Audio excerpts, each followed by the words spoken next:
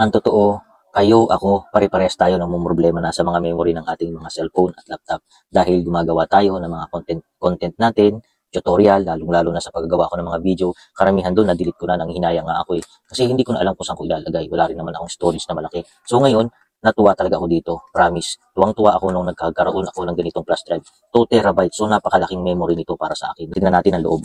Yan, buksan natin. So, dalawang kulay nga pala ang mayroon ito, no? Isang silver at saka isang black. Ang pinili ko is yung black. Ayan. Sa harap pala, makikita mo na 2 terabyte siya. USB 3.0 na siya. So, napakabilis niya, no? Ito nga pala ay metal na. And then, double plug na siya. USB type na siya and Type-C. So, plug and play na siya sa cellphone natin, no? May kasama na rin po siyang metal hanging chain at saka ang micro adapter. Ayan, tara, itest din natin ito sa laptop ko. Kung talagang legit siya. Ayan, test natin ngayon kung uubra ba to. Uy, naditika agad ah.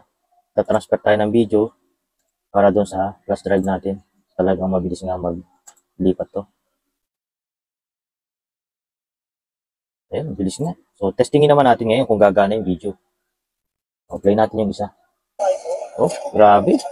Legit nga itong flash drive na to. Panalo, gumagana siya. So, ayan, no? Na-test na natin. Nakapasado lahat. So, ayan. Perfect.